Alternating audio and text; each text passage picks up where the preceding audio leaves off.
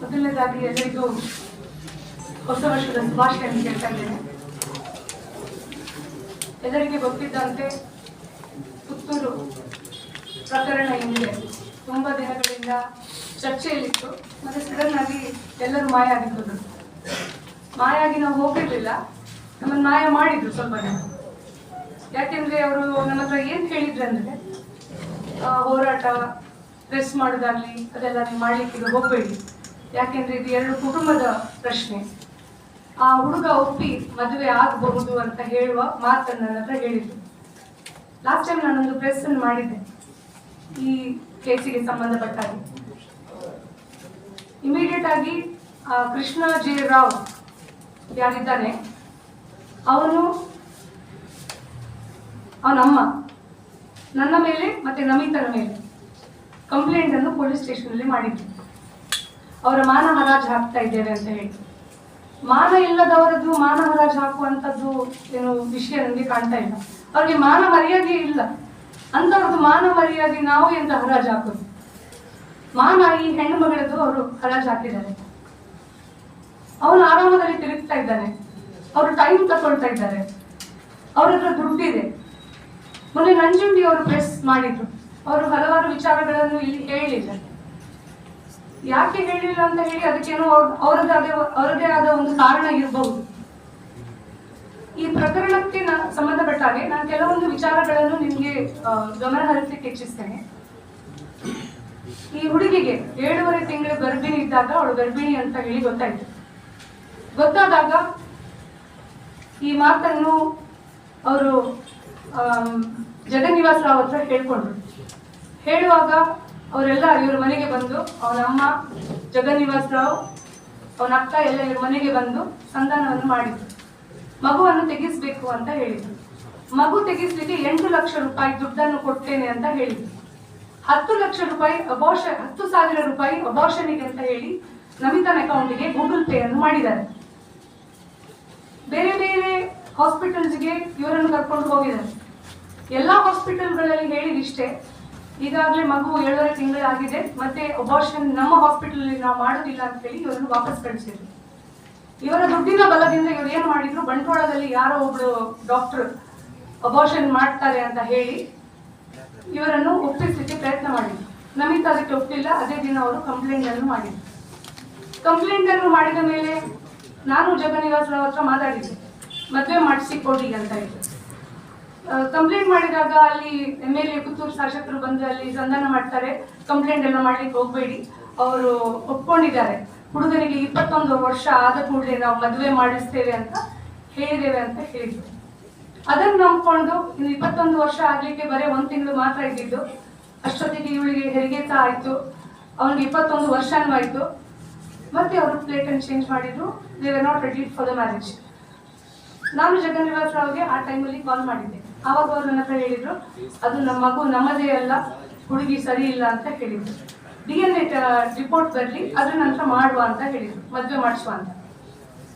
DNA report ಅಲ್ಲಿ ಮಗು Krishna J Rao ಅದು ಅಂತ ಹೇಳಿ ಗೊತ್ತಾಯ್ತು. ಅದ್ರ ನಂತರ ಹೇಳಿದ್ರು, ನಮ್ಮ ಮಗನಿಗೆ ಮದುವೆ ಆಗ್ಲಿಕ್ಕೆ ಇಷ್ಟ ಇಲ್ಲ ಅಂತ ಹೇಳಿ. ಅದರ ನಂತರ ಅವನು ಜೈಲಿಂದ ಹೊರಗೆ ಬಂದ. ಬೇಲ್ ಮೇಲೆ ಹೊರಗೆ ಬಂದಾಗ ಆ ಸಂದರ್ಭದಲ್ಲಿ ನಮ್ಮ ಹತ್ರ ಏನು ಹೇಳಿದ್ರು, ಇನ್ನು ಮುಂದಕ್ಕೆ ನೀವು ಹೋರಾಟ ಅದೆಲ್ಲ ಏನು ಮಾಡ್ಲಿಕ್ಕೆ ಹೋಗ್ಬೇಡಿ, ಯಾಕೆಂದ್ರೆ ನಾವು ಅದನ್ನು ಸೇರ್ಕೊಂಡು ಸರಿ ಮಾಡ್ತೀವಿ ಅಂತ ಹೇಳಿದ್ರು. ಬಿಜೆಪಿ ಪಕ್ಷದಲ್ಲಿ ಈ ಜಗನ್ನಿವಾಸ್ ರಾವ್ ಇದ್ದವರು ಅವ್ರಿಗೆ ಬರೀ ಒಂದು ನೋಟಿಸ್ ಕೊಟ್ಟು ಜನರ ಕಣ್ಣಿಗೆ ಮಣ್ಣನ್ನು ಹಚ್ಚಿದ್ರು. ಬರೀ ಒಂದು ನೋಟಿಸ್ಗೆ ರಿಪ್ಲೈ ಕಾಯ್ತಾ ಇದ್ದೇವೆ ಅಂತ ಹೇಳ್ತಾ ಇದ್ರು. ಇವರು ಕಲ್ಲಡ್ಕ ಪ್ರಭಾಕರ್ ಭಟ್ ಹತ್ರ ಹೋದ್ರು, ನಳಿನ್ ಕುಮಾರ್ ಕಟೀಲ್ ಹತ್ರ ಹೋದ್ರು, ಎಲ್ಲ ಕಡೆ ಸುತ್ತಾಡಿದ್ರು. ಎಲ್ಲರೂ ಭರವಸೆ ಕೊಟ್ರು, ಮಾತಾಡ್ತೀವಿ ಅಂತ ಹೇಳಿ. ನಮ್ಮ ಹತ್ರನೂ ಅದೇ ಹೇಳಿದ್ರು, ಒಂದು ಹಂತಕ್ಕೆ ಬಂದಿದೆ, ಮಾತಾಡ್ತಾ ಇದ್ದೇವೆ ಅಂತ ಹೇಳಿ. ಇವನು ಬೇಲಿಂದ ಹೊರಗಿದ್ದ. ನಾವು ಬೇಲ್ ರಿಜೆಕ್ಷನ್ಗೂ ಹಾಕ್ಲಿಲ್ಲ, ಯಾಕೆಂದ್ರೆ ಅವರಿಬ್ರು ಒಂದಾದ್ರೆ ಒಳ್ಳೇದು, ಅವರ ಫ್ಯಾಮಿಲಿ ಸರಿ ಹೋದ್ರೆ ಒಳ್ಳೇದು, ಇವಳಿಗೆ ಒಂದು ಮದುವೆ ಆದ್ರೆ ಒಳ್ಳೇದು ಅಂತ ಹೇಳುವ ದೃಷ್ಟಿಯಲ್ಲಿ ನಾವು ಆ ಸಂದರ್ಭದಲ್ಲಿ ನಾವು ಸುಮ್ಮನೆ ಆದ್ವಿ. ಯಾಕೆಂದ್ರೆ ಅವರವರು ದೊಡ್ಡವರೆಲ್ಲ ಬೇರೆ ಬೇರೆ ಮುಖಂಡರೆಲ್ಲ ಬಂದು ಸೇರ್ಕೊಂಡು ಮಾತುಕತೆಗಳನ್ನು ಮಾಡ್ತಾ ಇದ್ರು. ಫೈನಲಿ ಒಂದು ತಾಳ್ಮೆ ಅಂತ ಎಲ್ಲರಿಗೂ ಇರ್ತದೆ. ಅವನಲ್ಲಿ ಓಡಾಡ್ತಾ ಇದ್ದಾನೆ, ಕಾಲೇಜಿಗೆ ಹೋಗ್ತಾ ಇದ್ದಾನೆ, ನಾರ್ಮಲ್ ಆಗಿದ್ದಾನೆ. ಕೃಷ್ಣ ಜಯರಾವ್ ಆಗ್ಲಿ ಅವನ ಫ್ಯಾಮಿಲಿಗಾಗ್ಲಿ ಏನೂ ತೊಂದರೆ ಇಲ್ಲ. ಹಳೆ ಮನೆ ವಾಸ್ತು ಸರಿ ಇಲ್ಲ ಅಂತ ಹೇಳಿ ಈಗ ಹೊಸ ದೊಡ್ಡ ಕೋಟೆಯನ್ನು ಕಟ್ತಾ ಇದ್ದಾನೆ. ಕಟ್ಲಿ, ಏನು ಪ್ರಾಬ್ಲಮ್ ಇಲ್ಲ. ಇಲ್ಲಿ ಈ ಶ್ರೀಮಂತರಿಗೆ ಏನಂದ್ರೆ ಬಡವರ ಮಕ್ಕಳು ಒಂದು ಭೋಗದ ವಸ್ತಾಗಿದೆ. ದುಡ್ಡು ಕೊಟ್ಟ ಕೂಡಲೇ ಎಲ್ಲ ಸರಿ ಹೋಗ್ತದೆ ಅಂತ ಹೇಳಿ ಅವ್ರು ಅನ್ಕೊಂಡಿದ್ದಾರೆ. ಮಾತುಕತೆಗೆ ಬಂದ್ರು. ನಮ್ಮ ಹತ್ರ ಯಾರ ಹತ್ರ ಮಾತಾಡೋದಿಲ್ಲ, ನಮಿತನ ಹತ್ರ ಮಾತಾಡೋದಿಲ್ಲ, ನಮಿತನ ಮನೆಯವ್ರ ಹತ್ರ ಯಾರ ಹತ್ರ ಮಾತಾಡೋದಿಲ್ಲ. ಯಾರೋ 2-3 ಜನ ಹೊರಗಡೆಯಿಂದೆಲ್ಲ ಮಾತಾಡ್ತಾ ಇದ್ದಾರೆ. ನಂಜುಂಡಿ ಅವ್ರ ಹತ್ರ ಮಾತಾಡ್ತಾ ಇದ್ರು. ಮೊನ್ನೆ ಆದ ಕಾನ್ವರ್ಸೇಷನ್ ಏನಂದ್ರೆ ಅದು ಯಾವ ರೀತಿ ಮಾತಾಡ್ತಾರೆ ಅಂತ ನನಗೂ ಅರ್ಥ ಆಗ್ಲಿಲ್ಲ. ಅವ್ರು ಹೇಳ್ತಾರೆ, ಈ ಮಗುವನ್ನು ಸಾಂತ್ವನ ಕೇಂದ್ರಕ್ಕೆ ಬಿಡಬೇಕು. ನನ್ನ ಹತ್ರ ರೆಕಾರ್ಡ್ ಇದೆ, ನಾನು ಯಾವುದು ರೆಕಾರ್ಡ್ ಇಲ್ಲದೆ ಮಾತಾಡೋದಿಲ್ಲ. ಈ ಮೀಡಿಯೇಟರ್ಸ್ ಯಾರಿದ್ದಾರೆ, ಏನು ಮಾತಾಡಿದ್ದಾರೆ, ಅದ್ರ ರೆಕಾರ್ಡ್ ನನ್ನ ಹತ್ರ ಇದೆ. ಅದು ನೆಕ್ಸ್ಟ್ ನಾನು ರಿಲೀಸ್ ಮಾಡ್ತೇನೆ. ಸಾಂತ್ವನ ಕೇಂದ್ರಕ್ಕೆ ಮಗುವನ್ನು ಬಿಡಬೇಕು, ಫಸ್ಟ್ ಪಾಯಿಂಟ್. ಸೆಕೆಂಡ್ ಪಾಯಿಂಟ್ ಏನಂದ್ರೆ ಈ ಹುಡುಗಿಯನ್ನು ಅದರ ನಂತರ ಅವನು ಮದುವೆ ಆಗ್ತಾನಂತೆ. ಥರ್ಡ್ ಪಾಯಿಂಟ್ ಏನಂದ್ರೆ ಮದುವೆ ಆದ ಮೇಲೆ ಡೈವೋರ್ಸ್ ಕೊಡ್ತಾನಂತೆ ಇಮಿಡಿಯೇಟ್. 50 ಲಕ್ಷ ರೂಪಾಯಿ ಪರಿಹಾರ ಕೊಡ್ತಾನಂತೆ. ಅವನ ಕೇಸನ್ನು ಮದುವೆ ಆಗುವ ಮೊದಲು ಡಿಸ್ಪೋಸ್ ಮಾಡ್ಬೇಕಂತೆ. ಸರಿ, ಯಾವ ರೀತಿಯ ನ್ಯಾಯ ಅಂತ ಗೊತ್ತಿಲ್ಲ. ದುಡ್ಡು ಯಾರು ಕೇಳ್ತಾ ಇದ್ದಾರೆ ಅಂತಂದು ಗೊತ್ತಿಲ್ಲ. ನಮಿತನಿಗಾಗ್ಲಿ ಪೂಜಳಿಗಾಗ್ಲಿ ಅವರ ಕುಟುಂಬಕ್ಕೆ ಇವರ ಈ ದುಡ್ಡು ಅಗತ್ಯ ಇಲ್ಲ. 50 ಲಕ್ಷ 8 ಲಕ್ಷ ಮಗುವಿದು ವ್ಯಾಲ್ಯೂ ಅವ್ರ ಪ್ರಕಾರ. 50 ಲಕ್ಷ ಈಗ ಇವರಿಬ್ಬರದ್ದು ಈಗ ಇಷ್ಟೆಲ್ಲ ಹೋರಾಟ ಗಲಾಟೆ ಎಲ್ಲ ಆಗ್ತಾ ಇದೆ. 50 ಲಕ್ಷ ರೂಪಾಯಿ ಅವರು ಕೊಡ್ತಾರಂತೆ. ಈ ಸಂದರ್ಭದಲ್ಲಿ ನಾನು ಒಂದು ಮಾತನ್ನು ಹೇಳಲಿಕ್ಕೆ ಇಚ್ಛಿಸ್ತೇನೆ. 50 ಲಕ್ಷ ರೂಪಾಯಿ ನಾನು ಕೃಷ್ಣ ಜಯರಾವ್ ಜಗನ್ನಿವಾಸ ರಾವ್ಗೆ ಕೊಡ್ತೇನೆ. ಮದುವೆ ಆಗ್ಲಿ, ನಮಿತನ ಮನೆಗೆ ಅವನು ಮನೆಯಳಿಯಾಗಿ ಬರಲಿ. 50 ಲಕ್ಷ ರೂಪಾಯಿ ಮಾತಾಡ್ಬೇಕನ್ನಲ್ಲ, ಇವರು ಹೊಡೆಯುವ ಮಾತನ್ನು ಮಾತಾಡ್ತಾ ಇದ್ದಾರೆ, ನಾನು ಒಂದು ಮಾಡುವ ಮಾತನ್ನು ಮಾತಾಡ್ತಾ ಇದ್ದೇನೆ. 50 ಲಕ್ಷ ರೂಪಾಯಿ ನಾನು ಕೊಡ್ತೇನೆ ಜಗನ್ನಿವಾಸ ರಾವ್ ಅವನ ಹೆಂಡತಿಗೆ. ಅವರ ಮಗನನ್ನು ನಮಿತನ ಮನೆಗೆ ಮನೆಯಳಿಯಾಗಿ ಕಳಿಸಿ, ಮದುವೆ ಮಾಡಿಸ್ಲಿ. ಇವತ್ತು ಪೂಜಾ ಇಲ್ಲಿ ಮಾಸ್ಕ್ ಹಾಕ್ಲಿಲ್ಲ, ಇನ್ನು ಮುಂದೆ ಪೂಜಾ ಮಾಸ್ಕ್ ಹಾಕುದಿಲ್ಲ. ಒಂದು ಹೆಣ್ಣಿಗೆ ಈ ಸಮಾಜದಲ್ಲಿ ಬದುಕುವ ಹಕ್ಕಿದೆ. ಕಾನೂನು ರೀತಿಯಾಗಿ ಏನೆಲ್ಲ ಆಗಬೇಕು ಅದು ಖಂಡಿತ ಆಗೇ ಆಗ್ತದೆ. ಆದ್ರೆ ಸಾಮಾಜಿಕ ನ್ಯಾಯ ಅಂತ ಹೇಳುವಂಥದ್ದು ಒಂದಿದೆ. ಸಾಮಾಜಿಕ ನ್ಯಾಯ ಅನ್ನೋದು ಒಂದಿದೆ. ಕಾನೂನಲ್ಲಿ ಏನಾಗ್ತದೆ ಅಂತ ನಾನು ನಿಮಗೆ ಹೇಳ್ತೇನೆ. ನೆಕ್ಸ್ಟ್ ಈಗ ನಮ್ಮ ಮೇಲೆ ಸ್ಟೇ ತರಬಹುದು, ನಾವಿನ್ನು ಮುಂದೆ ಮಾತಾಡಬಾರ್ದಂತೆ. ನಾನು ಜೈಲ್ ಹೋಗ್ಲಿಕ್ಕೂ ರೆಡಿ, ನಮಿತಾನು ರೆಡಿ, ಪೂಜಾ ಸಹ ರೆಡಿ. ಲೈಫ್ ಅವ್ರದ್ದು ಬರ್ಬಾದಾಗಿ ಆಗಿದೆ, ಅವರೊಟ್ಟಿಗೆ ನಾವು ನಿಲ್ಬೇಕಷ್ಟೇ. ನಾನು ನಿಲ್ತೇನೆ. ಸ್ಟೇಟ್ ಅಂದ್ರೆ ಹೇಗೆ ವೇಕೇಟ್ ಮಾಡ್ಬೇಕು ಅಂತಾನು ಗೊತ್ತಿದೆ. ಈಗ ಮದುವೆ ಆಗುದಿಲ್ಲಲ್ಲ, ಬೇಲ್ ಕ್ಯಾನ್ಸಲ್ ಮಾಡ್ತೇನೆ. Second step. ಪ್ರಭಾಕರ್ ಭಟ್ರು ಎಲ್ಲ ಕಡೆ ಹೇಳ್ತಾರೆ ಹಿಂದೂಗಳು ಮಕ್ಕಳು ಮಾಡಿ ಅಂತ. ಅವ್ರು ಇದನ್ನು ಹೇಳಲಿಲ್ಲ, ಮದುವೆ ಆಗಿ ಮಕ್ಕಳು ಮಾಡಿ ಅಂತ ಹೇಳಿಲ್ಲ. ಹಾಗಾಗಿ 24 ತಾರೀಕು ಜನವರಿಯಲ್ಲಿ ಕಲ್ಲರ್ಕದಲ್ಲಿ ನಾವು ನಾಮಕರಣ ಶಾಸ್ತ್ರವನ್ನು ಇಟ್ಕೊಂಡಿದ್ದೇವೆ. ಮಗುವಿಗೆ ಒಂದು ಹೆಸರು ಬೇಕಲ್ಲ, ಮಗುವಿಗೊಂದು ಐಡೆಂಟಿಟಿ ಬೇಕಲ್ಲ. ಇವನು ಮದುವೆ ಆಗುದಿಲ್ಲ ಅಂತ ಹೇಳಿದ್ರೆ ಮಗುವಿಗೆ ಐಡೆಂಟಿಟಿ ಇಲ್ವಾ? ಅದು ಕೋರ್ಟ್ ಕೊಡ್ತದೆ.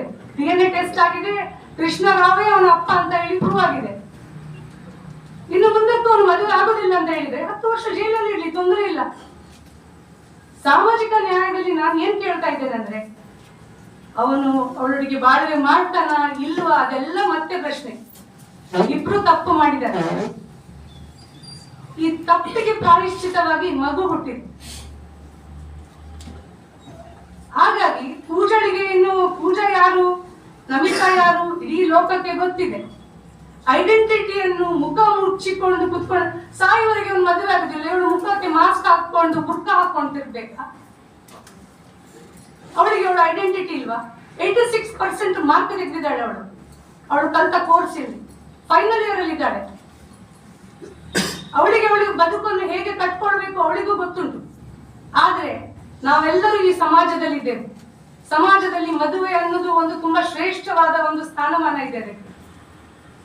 ಅವನು ಮದುವೆ ಆಗ್ಲಿ, ಮದುವೆ ಆದ ಮೇಲೆ ಒಂದು ವೇಳೆ ಅವನಿಗೆ ಸರಿ ಹೋಗ್ಲಿಲ್ಲ ಅಂತಾದ್ರೆ, ಹೆಂಡತಿ ಜೊತೆ ಸಂಸಾರ ಮಾಡ್ಲಿಕ್ಕೆ ಆಗುದಿಲ್ಲ ಅಂತಾದ್ರೆ, ಅದ್ರ ನಂತರ ಅದಕ್ಕೆ ಆದ ಕಾನೂನಲ್ಲಿ ಬೇಕಾದಷ್ಟು ವ್ಯವಸ್ಥೆಗಳಿದೆ, ಅದು ಮತ್ತೆ ಮಾತಾಡುವಂಥದ್ದು. ಇವರು ಅನ್ಕೊಂಡಿದ್ದಾರೆ ಇವರಿಗೆಲ್ಲ, ಇವನಿಗೆ ಅಪ್ಪನಿಗೆಲ್ಲ ಅಭ್ಯಾಸ ಇರ್ಬೋದು, 1,500 ರೂಪಾಯಿ 2,000 ಕೊಟ್ಟು ಹೆಣ್ಣು ಮಕ್ಕಳೊಟ್ಟಿಗೆ ಮಜಾ ಮಾಡಿಕೊಂಡು ಇರುವಂತದ್ದು. ಹಾಗಾಗಿ ಈಗ ಇಲ್ಲಿವರೆಗೆ ಕುತ್ತಿಗೆವರೆಗೆ ಬಂದಿದೆ. ಅದಕ್ಕೆ ಇವತ್ತು 50 ಲಕ್ಷದ ವಿಷಯ ಮಾತಾಡ್ತಾ ಇದ್ದಾನೆ. ಕನ್ನಡಕದಲ್ಲಿ ಈ ಪ್ರತಿಭಟನೆ ಏನಿದೆ ಅಲ್ಲಿಂದ ಸ್ಟಾರ್ಟ್. ಇನ್ನು ಯಾರು ನಮ್ಮ ಬಾಯಿ ಇನ್ನು ಯಾವ ಸಂಧಾನಗಳಿಲ್ಲ. ಕೋರ್ಟ್ ಅಲ್ಲಿ ಅವನ ಫಸ್ಟ್ ಬೇಲ್ ರಿಜೆಕ್ಷನ್ ಮಾಡುವಂತದ್ದು, ಮತ್ತೆ ಇವರು ಹಿಂದುತ್ವ ಧರ್ಮ ಏನು ಜಾತಿ ಯಾವುದೂ ಇಲ್ಲ. ನಾನು ಈ ಪ್ರೆಸ್ ಮೂಲಕ ಇಷ್ಟೇ ಕೇಳ್ಕೊಳ್ಳೋದು, ತುಳುನಾಡಿನಲ್ಲಿದ್ದ ಎಲ್ಲಾ ಜನರು, ಹಿಂದೂ ಮುಸ್ಲಿಂ ಕ್ರೈಸ್ತರು ಜೈನರು ಯಾರೆಲ್ಲ ಈ ಊರಿಗೆ ಸಂಬಂಧಪಟ್ಟವರಿದ್ದಾರೆ, ದಯವಿಟ್ಟು ಈ ಹೆಣ್ಣುಮಗಳೊಟ್ಟಿಗೆ ನಿಲ್ಲಿ. ನಿಮ್ಮ ದುಡ್ಡು ನಮ್ಗೆ ಬೇಡ, ನಿಮ್ಮ ಬೆಂಬಲ ಸಪೋರ್ಟ್ ಬೇಕು. ಯಾಕೆಂದ್ರೆ ರಾಜಕಾರಣಿಗಳಿಂದ ಯಾರಿಂದಲೂ ಸಾಧ್ಯ ಇಲ್ಲ. ಇದೇನು ಈಗ ಒಬ್ಬ ಮುಸ್ಲಿಂ ಹುಡುಗ ಇಲ್ಲಿ ಈ ಪ್ರಕರಣದಲ್ಲಿ ಇದ್ದಿದ್ರೆ, ಈಗ ಮಗುವಿಗೆ 6 ತಿಂಗಳಾಯ್ತು, ಅಪ್ಪ ಬದುಕ್ತಾ ಇದ್ನ, ಇವ್ರು ಬಿಡ್ತಾ ಇದ್ರ, ಏನೆಲ್ಲ ರಾಜಕೀಯ ಬಣ್ಣ ಕೊಡ್ತಾ ಇದ್ರು, ಏನೆಲ್ಲ ಗಲಾಟೆಗಳು ಮಾಡ್ತಾ ಇದ್ರು. ಮೊನ್ನೆ ನಂಜುಂಡಿ ಅವರು ಪ್ರೆಸ್ ಮಾಡಿದ ಮೇಲೆ ಇವರಿಗೆ 6 ತಿಂಗಳು ಬೇಕಾಯ್ತು ಬೇಲ್ ಅವನ ಅಪ್ಪನನ್ನು ಪಕ್ಷದಿಂದ ತೆಗಿಲಿಕ್ಕೆ. ಈ ಜಗನ್ನಿವಾಸ್ ರಾವನ್ನು ಅಥವಾ ಕೃಷ್ಣರಾವನ್ನು ಅಥವಾ ಅವನ ಅಮ್ಮನನ್ನು ಎಲ್ಲಿಯಾದ್ರೂ ಸಾಮಾಜಿಕವಾಗಿ ಎಲ್ಲಿಯಾದ್ರೂ ಸಂಘ ಸಂಸ್ಥೆಗಳಲ್ಲಿ ಅವನಿಗೆ ಹುದ್ದೆ ಕೊಟ್ಟಿದ್ದು ಅಂತ ಗೊತ್ತಾದ್ರೆ ಅಲ್ಲೇ ಬಂದು ನಾವು ಪ್ರತಿಭಟನೆಯನ್ನು ಮಾಡ್ತೇವೆ. ಇದು ಜಸ್ಟ್ ಒಂದು ಸ್ಟಾರ್ಟಿಂಗ್ ಪಾಯಿಂಟ್ ಇದು.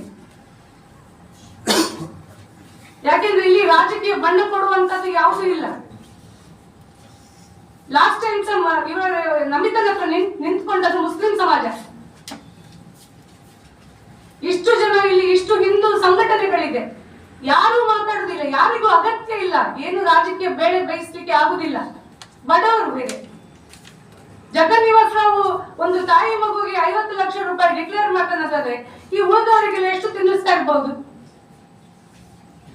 ಖಂಡಿತವಾಗಿ ಇವನ ದುಡ್ಡು ನಮ್ಗೆ ಅಗತ್ಯ ಇಲ್ಲ. ಕೋರ್ಟ್ ಅಲ್ಲಿ ಏನ್ ಡಿಸೈಡ್ ಆಗ್ತದೆ ನಾವು ಅದಕ್ಕೆ ಬದ್ಧರಾಗಿರ್ತೇವೆ.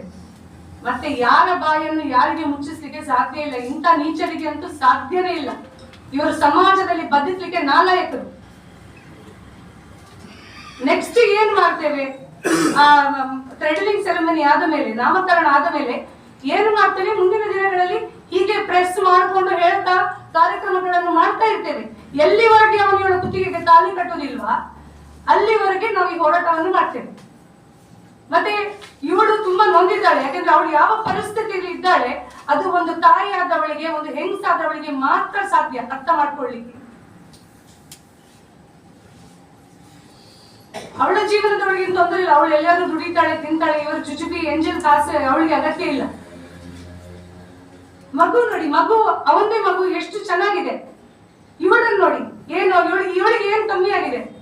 ಇವನ್ ಸತ್ಸಾಡುವಾಗ ಇವಳಿಗೆ ಅವನಿಗೇನು ತೊಂದರೆ ಇರ್ಲಿಲ್ವಾ? ಇವತ್ತು ಬೇಡ ಅಂದ್ರೆ ರೀಸನ್ ಏನಂತ ಬೇಕಲ್ಲ. ಒಂದು ಹುಡುಗಿಯನ್ನು ಮಂಚದವರೆಗೆ ಕರ್ಕೊಂಡು ಹೋಗ್ತಾನೆ ಅಂತ ಆದ್ರೆ, ಅಲ್ಲಿವರೆಗೆ ಅವನಿಗೆ ಆಗ್ತದೆ ಅಂತ ಆದ್ರೆ, ಈಗ ಸಂಸಾರ ಮಾಡ್ಲಿಕ್ಕೆ ಏನ್ ತೊಂದರೆ ಅವನಿಗೆ? ಯಾಕೆ ಯಾರು ಮುಖಂಡರು ಮಾತಾಡ್ತಾ ಇಲ್ಲ? ಕಲ್ಲಪ್ಪ ಪ್ರಭಾಕರ್ ಭಟ್ರ ಅವರಿಗೆ ಇಷ್ಟು ದೊಡ್ಡ ಭಾಷಣ ಬಿಗಿತಾರೆ, ಸರಿ ಮಾಡ್ಬೋದಿತ್ತಲ್ಲ, ಮಾತಾಡ್ಬೋದಿತ್ತಲ್ಲ. ಮತ್ತೆ ಮೊನ್ನೆ ಅವರ ಪ್ರೆಸ್ ನೋಡಿದೆ, ಸ್ವಾಮಿಗಳೆಲ್ಲ ಹಾಗಾದ್ರೆ ಸ್ವಾಮಿಗಳಿಗೆ ಸರಿ ಮರ್ಯಾದೆ ಇಲ್ವಾ?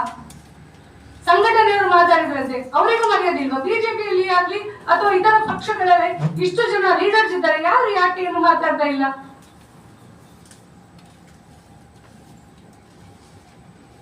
ಹಾಗಾಗಿ ನಾನು ಪತ್ರಿಕಾ ಮಾಧ್ಯಮದವರ ಇಷ್ಟೇ ಕೇಳ್ಕೊಳ್ಳೋದು, ನೀವೆಲ್ಲ ನಮ್ಗೆ ಸಪೋರ್ಟ್ ಮಾಡಿ.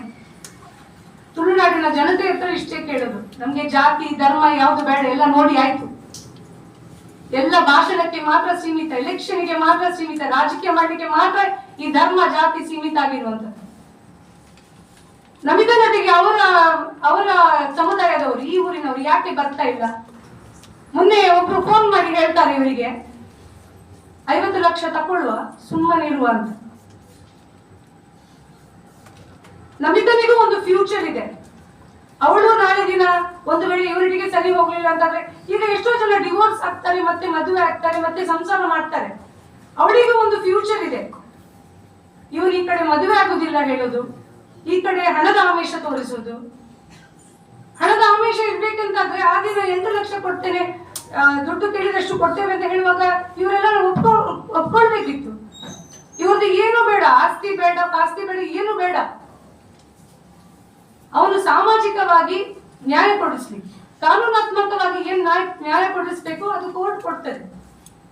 ಒಂದು ಹುಡುಗ, ಅವನ ಫ್ಯಾಮಿಲಿಯಲ್ಲಿ ಇರುವುದು ಬರೀ 4 ಜನ. 4 ಜನರನ್ನು ಬಗ್ಗಿಸ್ಲಿಕ್ಕೆ ಸಮಾಜಕ್ಕೆ ತಾಕದಿಲ್ವಾ? ಆಗುದಿಲ್ವಾ? ಇದಿಷ್ಟು ಹೇಳಿ ನಾನು ನನ್ನ ಪ್ರೆಸನ್ ಮುಗಿಸ್ತೇನೆ.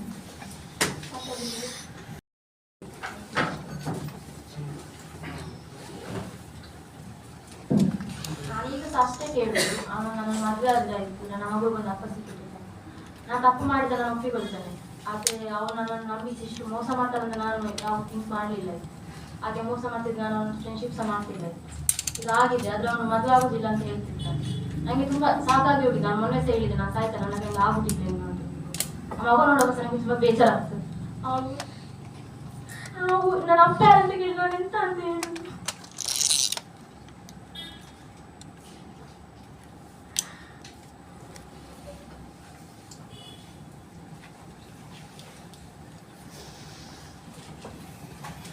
ನೋಡಿ, ಅವರಿಗೆ ವಿಷಯ ಅಂತಂದ್ರೆ ಏನು ಮಾತಾಡ್ಲಿಕ್ಕೆ ಅವರು ಹೆದರ್ತಾರೆ. ಯಾಕೆಂದ್ರೆ ಎಲ್ಲರೂ ದಬಾಯಿಸುವವರು ಇರುವುದು ಈ ಸಮಾಜದಲ್ಲಿ. ಮಾತಾಡ್ಬೇಡ, ಹೀಗೆ ಹೇಳು, ಹಾಗೆ ಹೇಳು ಅಂತ. ಇವತ್ತಿಲ್ಲಿ ನಿಜ ಬಣ್ಣ ಬಯಲಾಗಿದೆ. ಈ ಹುಡುಗಿ ಮೊನ್ನೆ ಶನಿವಾರ ದಿನ ಸುಸೈಡ್ ಮಾಡ್ಲಿಕ್ಕೆ ಹೋಗಿದ್ದಾಳೆ. ನಮಿತಾ ನನಗೆ ಫೋನ್ ಮಾಡಿ ಹೇಳಿದ್ರು, ಪ್ರತಿ ದಿನ ಸಾಯ್ತಾ ಇದ್ದಾರೆ ಈ ಫ್ಯಾಮಿಲಿ. ಇವರ ದುಡ್ಡು ಯಾರಿಗೆ ಬೇಡ. ಮತ್ತೆ ಅವಳ ಮುಖ ಎಲ್ಲ ನೀವು ಬ್ಲರ್ ಮಾಡುದು ಅಗತ್ಯ ಇಲ್ಲ. ಸ್ವ ಇಚ್ಛೆಯಿಂದ ಧೈರ್ಯದಲ್ಲಿ ಅವಳು ಬಂದು ಕುತ್ಕೊಂಡಿದ್ದಾಳೆ. ಬಿಕಾಸ್ ಲೈಫ್ ಏನಿದೆ ಅದು ಇವತ್ತು ನಾಳೆಗೆ ಅಲ್ಲ. ಅವನು ಯಾರು ಇವಳಿಗೆ ನ್ಯಾಯ ಕೊಡಿಸ್ಲಿಕ್ಕೆ? ಇವಳ ಲೈಫ್ ಅನ್ನು ಇವಳು ಲೀಡ್ ಮಾಡ್ಬೇಕು. ಅದಕ್ಕೆ ಮಾಧ್ಯಮದವ್ರ ಹತ್ರ ಹೇಳಿದ, ಅವಳ ಪರ್ಮಿಷನ್ ಇದ್ದು ಅವಳು ಹೇಳಿದಾಳೆ, ನಾನು ಲೈಫ್ ಅನ್ನು ಫೇಸ್ ಮಾಡ್ತೇನೆ ಅಂತ ಹೇಳಿದಕ್ಕೆ ಇವತ್ತು ಬಂದು ಇಲ್ಲಿ ಕುತ್ಕೊಂಡಿದ್ದಾಳೆ. ಅವರು ಪ್ರತಿ ದಿನ ಏನು ಅನುಭವಿಸ್ತಿದ್ದಾರೆ. ನಮ್ಗೆ ಬದುಕಲಿಕ್ಕೆ ಏನ್ ಬೇಕು? 2 ಹೊತ್ತು ಊಟ ಬೇಕು. ಕೂಲಿ ಮಾಡಿದ್ರು 500 ರೂಪಾಯಿ ಸಿಗ್ತದೆ. ಇವನ 50 ಲಕ್ಷ ಯಾರಿಗೆ ಬೇಕು? ಅಟ್ಲೀಸ್ಟ್ ಒಂದು ಮದುವೆ ಆಗ್ಲಿ, ಅವ ಮತ್ತೆ ಅವನಿಗೆ ಸಂಸಾರ ಮಾಡ್ಲಿಕ್ಕೆ ಆಗುದಿಲ್ವಾ? ಬಿಟ್ಟಾಕ್ಲಿ. ಈಗ ಇವತ್ತು ಅವಳಿಗೆ ಪರಿಸ್ಥಿತಿ ಬಂದಿದೆ. ನಾನು ನಿಜ ಹೇಳ್ತೇನೆ, ಇಲ್ಲಿ ನೀವು ಅಲ್ಲಿ ಕುತ್ಕೊಂಡವರು ಕಣ್ಣಲ್ಲಿ ಹೆಂಗಸರು ನೀರು ಹಾಕ್ತಾ ಇದ್ದೀರಾ. ನನಗೂ ಬೇಜಾರಾಗ್ತಾ ಇದೆ, ಎಲ್ಲರಿಗೂ ಬೇಜಾರಾಗ್ತದೆ. ಯಾಕೆಂದ್ರೆ ಎಂತ ಯಾವ ಸಮಾಜದಲ್ಲಿದ್ದೇವೆ ನಾವು? ನಮ್ಮ ಹಿಂದುತ್ವ ಇದನ್ನೇ ಕಲಿಸುದ ನಮ್ಗೆ? ನಮ್ಮ ಹಿಂದುತ್ವ ಇದನ್ನೇ ಹೇಳಿದ? ನಮ್ಮ ಹಿಂದೂ ಸಮಾಜದಲ್ಲಿ ಇಷ್ಟು ಜನ ಇದ್ದು ಯಾರು ಇಲ್ಲದಾಗಿ ಆಗಿದೆ ಇವತ್ತು. ನಾನು ಕೇಳ್ತಾ ಇದ್ದೇನೆ, ನಾಡ್ದು ಅವಳದು ಏನು ಕ್ರೆಡಲಿಂಗ್ ಸೆರೆಮನಿ ಇದೆ, ನಮಗೆ ಜಾತಿ ಧರ್ಮ ಬೇಡ, ಎಲ್ಲ ಸಮುದಾಯದವರು ಬಂದು ಫಸ್ಟಿಗೆ ನಿಂತದ್ದು ಮುಸಲ್ಮಾನರೇ. ಪ್ರತಿ ಒಂದು ವಿಷಯವನ್ನು ದುಡ್ಡಲ್ಲಿ ತುಲನೆ ಮಾಡ್ಲಿಕ್ಕೆ ಆಗುದಿಲ್ಲ. ಹಾಗಾದ್ರೆ ನಾಳೆ ಇವರಿಗೆ 50 ಲಕ್ಷ ಕೊಟ್ಟ, ಇನ್ನ ನೆಕ್ಸ್ಟ್ ಇನ್ನೊಬ್ಬರಿಗೆ ಬಸರಿ ಮಾಡಿ ಅವನು ಮತ್ತೊಂದು 50 ಲಕ್ಷ ಕೊಡ್ತಾನೆ.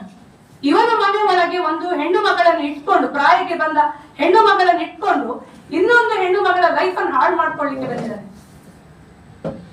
ಇನ್ನು ನಮ್ಮ ಹತ್ರ ಯಾರು ಮಾತಾಡಿದ್ರು, ಯಾರು ಏನು ಮಾಡಿದ್ರು ನಾವಂತೂ ಕೇರ್ ಮಾಡುದಿಲ್ಲ. ಇವರಿಗೆ 100%, ನಾನು ಒಬ್ಬಳಲ್ಲ, ನನ್ನ ಹಿಂದೆ ತುಂಬಾ ಜನ ಇದ್ದಾರೆ. ತುಂಬಾ ಜನ ಪ್ರತಿಭಟನೆ ಹೋರಾಟಕ್ಕೆ ರೆಡಿ ಆಗಿದ್ದಾರೆ. ಅವನ ಮನೆಗೆ ಹೋಗುವ ಅಂತ ಹೇಳಿದ್ದಾರೆ, ಅಲ್ಲಿ ಹೊರಗಡೆ ಚಪ್ರ ಹಾಕಿ ಕುತ್ಕೊಳ್ಳುವ ಅಂತ ಹೇಳಿದ್ದಾರೆ. ಇವನ್ ತಾಕತ್ತಿದ್ದ ಇವನ್ ಏನೆಲ್ಲ ಇವನಿಗೆ ಮಾಡ್ಲಿಕ್ಕೆ, ಇವನ ದುಡ್ಡಿನ ಬಲದಲ್ಲಿ ಮಾಡ್ಲಿಕ್ಕೆ ಸಾಧ್ಯ ಉಂಟು, ಇವನ್ ಮಾಡ್ಲಿ. ಬಡವರಂತ ಹೇಳಿ ಅವರನ್ನು ಇದು ಮಾಡುದು ಬೇಡ. ಅವರೊಟ್ಟಿಗೆ ನಾನಿದ್ದೇನೆ. ನಿಮ್ಮ ಮುಂದೆ ಅವನ ಅಪ್ಪ ಅಮ್ಮನಿಗೆ 50 ಲಕ್ಷ ರೂಪಾಯಿ ಕೊಡ್ತೇನೆ, ಮದುವೆ ಆಗ್ಲಿ, ಇವರ ಮನೆಗೆ ಮನೆಯಾಗಿ ಬರ್ಲಿ. ದುಡ್ಡಲ್ಲಿ ಮಾತಾಡುದಾದ್ರೆ. ಮತ್ತೆ ಅವಳಿಗೂ ಒಂದು ಧೈರ್ಯ ಕೊಡಿ ನೀವು. ಅವಳ ಮುಖ ಬ್ಲರ್ ಮಾಡುದು ಸಂತ್ರಸ್ತೆ. ಅವಳು ಸಂತ್ರಸ್ತೆ ಅಲ್ಲ, ಇಲ್ಲಿವರೆಗೆ ಸಂತ್ರಸ್ತೆ, ಮೊನ್ನೆವರೆಗೆ ಸಂತ್ರಸ್ತೆ ಆಗಿದ್ಲು ಅಷ್ಟೇ. ಇನ್ನು ಅವಳು ಸಂತ್ರಸ್ತೆ ಅಲ್ಲ, ಅವಳು ಬದುಕಬೇಕು. ಇಲ್ಲಿ ಬರ್ತಾರೆ ಮತ್ತೆ ಒಂದು ದಿನ ಸ್ಟೇಟಸ್ ಹಾಕ್ತಾರೆ ಸತ್ರೆ, ಮಿಸ್ ಯು ಪೂಜಾ ಅಂತ ಹೇಳಿ ಅವಳ ಮಗುಳ್ದು ಅವಳದು ಅಷ್ಟೇ. ಇಲ್ಲಿ ಆಗುದಷ್ಟೇ, ಕ್ಯಾಂಡಲ್ ಇಟ್ಕೊಂಡು ಗಲ್ಲಿ ಗಲ್ಲಿಗಳಲ್ಲಿ ಪ್ರತಿಮೆ ಮುಂದೆ ಪ್ರತಿಭಟನೆಗಳು ಮಾಡ್ತಾರೆ. ಅದು ಬೇಡ, ಅವಳಿಗೆ ಬದುಕ್ತಾಳೆ, ಅವಳಿಗೆ ಧೈರ್ಯ ಇದೆ. ಒಂದು ಸ್ಟೂಡೆಂಟ್ ಒಂದು 86 ಏನೋ ಒಂದು ತಪ್ಪು. ಈ ಸಮಾಜದಲ್ಲಿ ಎಂತೆಂಥವ್ರು ಯಾವ ರೀತಿ ಬದುಕ್ತಾ ಇದ್ದಾರೆ. ಮರ್ಡರ್ ಮಾಡಿದವರು, ರೇಪ್ ಮಾಡಿದವರು ರಾಜಾರೋಷವಾಗಿ ತಿರುಗ್ತಾ ಇದ್ದಾರೆ. ಅವನನ್ನು 8 ವರ್ಷ ಪ್ರೀತಿ ಮಾಡಿ ಅವನ ಮೇಲೆ ವಿಶ್ವಾಸ ನಂಬಿಕೆ ಇಟ್ಟು ಏನೋ ಒಂದು ಆಗಿದೆ, ಅವಳಿಗೆ ಗೊತ್ತಾಗ್ಲಿಲ್ಲ ಅಷ್ಟೇ. ಬೇರೆ ಹುಡುಗಿಯರಾದ್ರೆ ಟ್ಯಾಬ್ಲೆಟ್ ಟ್ಯೂಬ್ಲೆಟ್ ತಕೊಂಡು ಏನೋ ಒಂದು ಮಾಡ್ತಾ ಇದ್ರು, ಆ ಸ್ಮಾರ್ಟ್ನೆಸ್ ಅವಳಲ್ಲಿ ಇರ್ಲಿಲ್ಲ.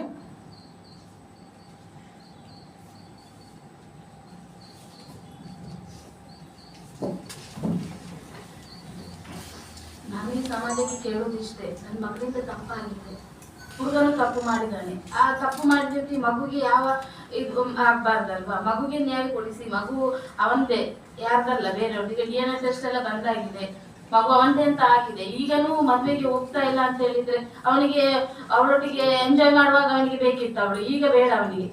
ಈಗ ನನಗೆ ಇಷ್ಟ ಇಲ್ಲ, ನನಗೆ 21 ವರ್ಷ ಆಗಿದೆ, ಆವಾಗ ಡಿಸಿಷನ್ ತಗೊಳ್ಳಿ ಆಗುದಿಲ್ಲ, ಇವಾಗ ತಗೊಳ್ಬೋದ ಅವನಿಗೆ. ಅವ್ರ ಮನೆಯವರು ಹೇಳ್ತಿದ್ದಾರೆ ಅವ್ನಿಗೆ ಇಷ್ಟ ಇಲ್ಲ ಅಂತ. ಅವ್ನಿಗೆ ಇಷ್ಟ ಇದ್ದಾಗೆ ಅವ್ರು ಹುಡುಗಿಯರನ್ನು ಚೇಂಜ್ ಮಾಡ್ಕೊಂಡು ಹೋಗ್ತಾರ.